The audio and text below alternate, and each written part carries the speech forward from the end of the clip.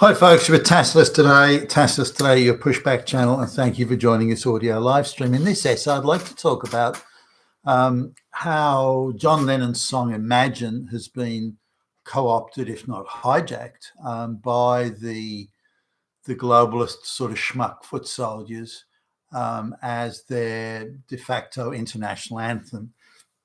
It used to be the song, the International, workers of the world unite and everything. But now it's the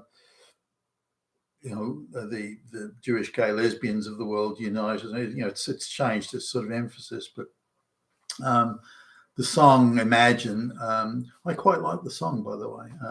I've got, I think, pretty much all of Lennon's earlier albums. And quite like listening to them. So, I'm speaking from the point of view of being someone that enjoys Lennon's music. But anyway, Imagine, how was it that Lennon ended up in New York? How was it that he fell in with a set of probably the most radical activists in the world, and that he became their toy or plaything? I would argue that's my view, of course. And that I would further then suggest or posit is how Imagine became, or how it was written in the first place, and how it was, again, hijacked by these radical activists who even today, so the only sky above us, and there'll be no countries, and no. And it's a very sort of childish utopian take on things. Is it all Lennon's work? Was it the activists around him that created that? And that he was an incredibly gifted songwriter and lyricist and so on.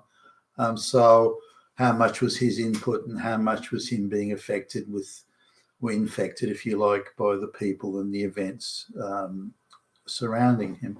So, let's just go back in history a bit. Nobody would have thought in the early 60s that Lennon and of course Paul McCartney in particular were these incredibly gifted songwriters, they in their early meetings and their early interactions with the sound engineers and arrangers and people in the music industry, the recording industry, they didn't perceive the Beatles or Lennon and McCartney in particular as being anything really special. They were, they had decent enough voices. They were sort of competent guitar players, and not really much more than that. That they blossomed so quickly into being songwriters would turn out, top 10 or even number one hit, one after the other. Veritable, talk about a prolific, output of hit songs.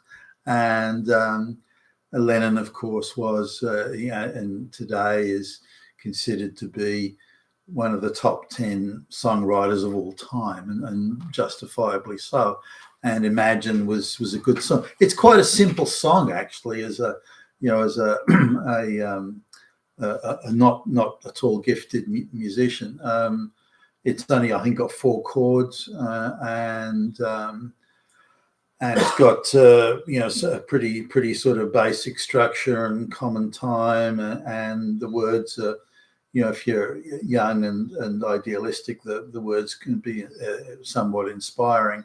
But it imagines, a world of no religion, no borders, no different races. Everyone's sort of the same. It's the classic sort of equal outcomes. And if only we can change our thinking, then that world is just around the corner. It's there if we want it. It's just, we've got to stop being such, bigoted, racist, now, and seeing people as the other. So Lennon comes from a very working class area and of England, and who would have known that such an incredibly talented songwriter would come out of there?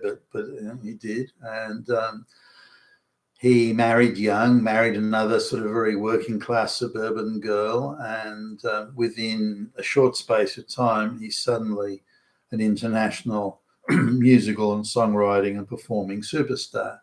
And some of his early compositions are today when I look at them again as a completely untalented musician, I can't help but admire some. Now, the way the Beatles did the songs, or Lennon and McCartney particularly did the songs back then, was they would really think up a melody, a bit of a chord structure, some words. And Lennon once said, well, I don't know how I get the words. I don't know how the words to the songs come to me, but I just somehow they come to me, and then I just write them down. And Paul McCartney said something quite similar about melodies. Well, I don't know how I get there. It just kind of just does.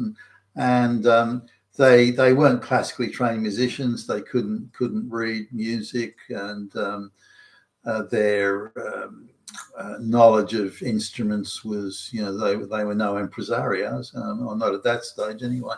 And so really they just sort of had a basic melody in their heads and a guitar chord structure, and the arrangers and the producers like George Martin, the sound engineers in the EMI studios, they would create the song and add the instrumentation and say, okay, I want you to play it to this bar, then you sing this. And so they were quite controlled, and they would go to George Martin once every few months, however long it was, and George Martin, the producer or the senior producer, would say, okay, well, what have you got?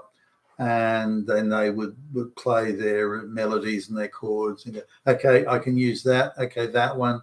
This one we need more work on. This one you need another verse. This one I need more words, and that. And then would turn those basic sort of outlines into hit songs.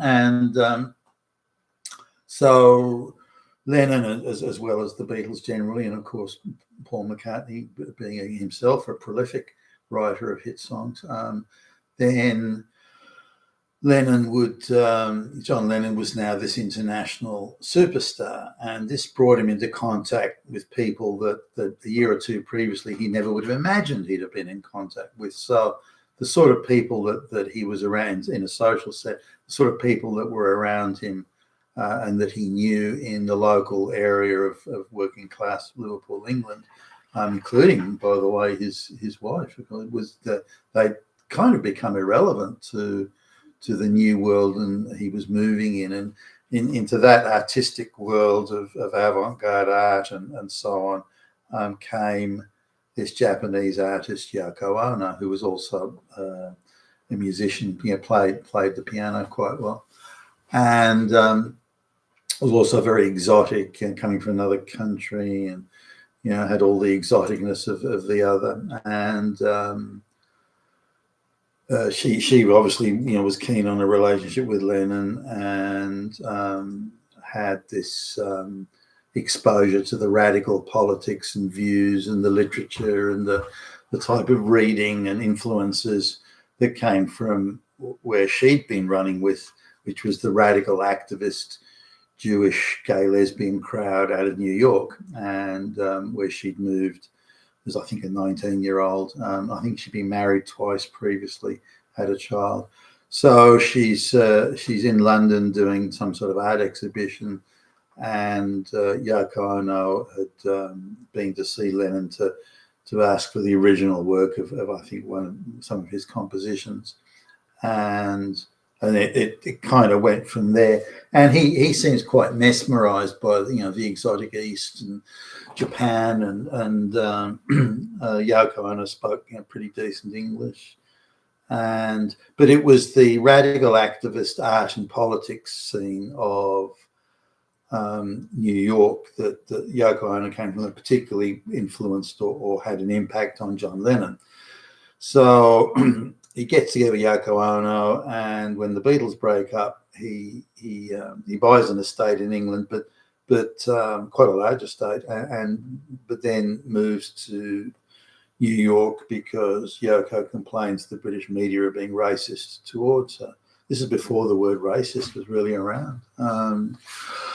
So they moved to New York, which is to hang around with the crowd that, as a 19-year-old, Yoko Ono was running with, which again, all the radical activists. If you look down the list of the crowd she was running with, as part of that activist art crowd, and they were all for this. If we can just take all the bad things out of the world, then only the good things will remain, and therefore we will have paradise, which is the mentality of a child. I mean, it's typified many times in South Park episodes. Well, why are there rich and poor people? Well, why don't we just kill all the poor people and only rich people will be left? I mean, that's a very communist sort of Stalinist type way of why don't we just kill all the people who disagree with it and only the people who agree with us will be left? And this is very much the attitude that these juvenile people, I believe, had this juvenile attitude they had. Well, why if we just get rid of the bad things? If we just say there are no races, if we just say there's no religion, if we just say there's no difference between anyone at all, then we will have achieved this sort of heavenly paradise, and that's what Imagine really described, that fanciful fantasy utopian world that is always just around the corner. It's just one. It's there. We can see it. We can touch it. It's just around the corner. When in reality, it's never. It's never going to happen. Certainly, and not in the way that they see it. Now, so Lennon comes to New York. Now he's still. If you listen to the way in interviews, the way Lennon talks, McCartney too, actually, at around this time, 1970, I was staggered at how childish they are, in my view, at least. When I look at how old, when I was their age, say late 20s, that sort of thing. When I was their age, my perception of the world and the reality, the sense of responsibility, was way ahead of them. I was probably 15 years older than them in terms of maturity. They were so childish. I thought, how can people that childish write those sort of songs? Because the songs suggest a huge empathy with the issues of the world and the understanding of issues, understanding of intimacy, and you listen to some of the words of the songs that they both write, it would suggest, well, these guys really know what's going on. They really understand the thing, when in fact they didn't understand at all. They somehow could comprehend a phrase and turn it into a song lyric. But anyway, when you sort of see how childlike Lennon was and how much under the influence of these radical activists that he became, then you can understand how songs like Power to the People, Imagine, and then sometime in New York City, the album Woman is a N-word of the world, and so on. These are songs that are clearly written by someone who's under the influence of this sort of activism. Once you know the structure of that activism in New York, and then you look at Lennon's songs, you can see clearly how this not only heavily influences him, but effectively he's writing songs to please this small activist crowd of mainly, not all, but mainly Jewish lesbians and homosexuals, the Allen Ginsbergs of the world and so on. Now, this also falls in with the anti-Vietnam War type activism that was going on at the time, which really acted as just an additional turbocharge to an activist diaspora that was already, well in motion anyway, and in fact opened the doors. Vietnam War activism opened the doors for this sort of activism to then creep into more widely into the, the college kids and that sort of stuff. And when I, as a young guy, I'm talking a punk at school here, I probably didn't appreciate Imagine until, I don't know, maybe the mid 70s or something, and I that captured my imagination as a kid. Imagine a world where everybody loves everybody, and everybody, yeah. And as a kid, you can sort of see, or I did at the time, well, why not? Why can't we aspire to good things? But it also suggests a world where no one actually has to take responsibility.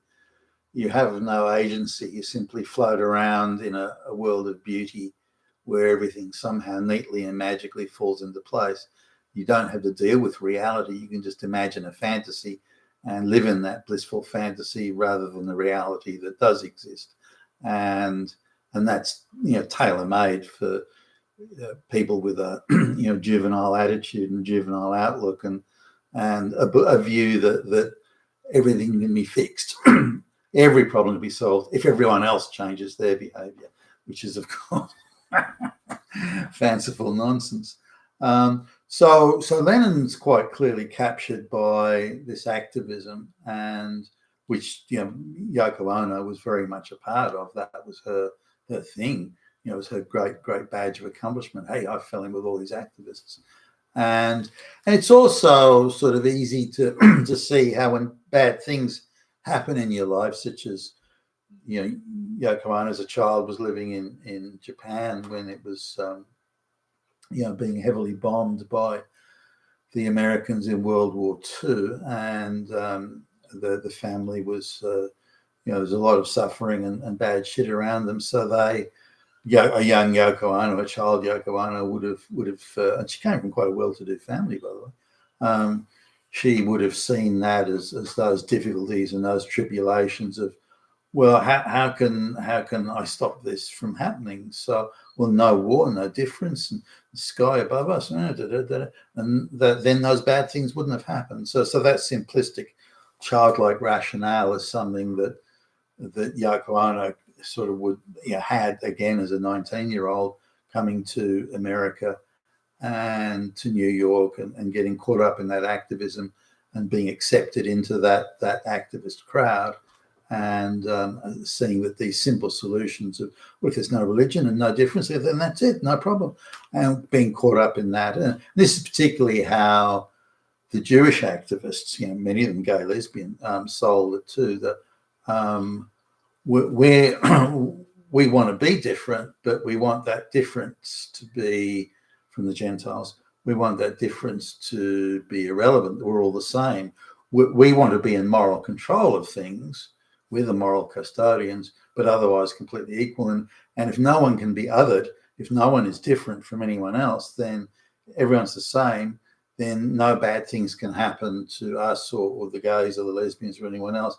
And then, because we're all the same, we want to behave and act differently and do differently, but then you have to accept that difference, and then we're not othered anymore because, and so on. So a very childlike thing, and also a ridiculous notion that everyone else has to change their behavior just so you can fit in, and that's the very definition of not fitting in. So this is part of the thing. And so Lennon, I would argue, was writing these songs, Imagine included, Power to the People, and so on, was writing these songs for the activist crowd.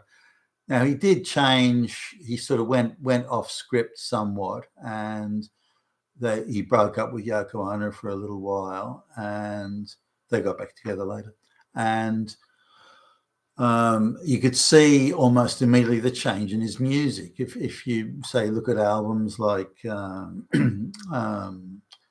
Mind Games, which again I quite like, and Walls and Bridges, again another one that I quite like.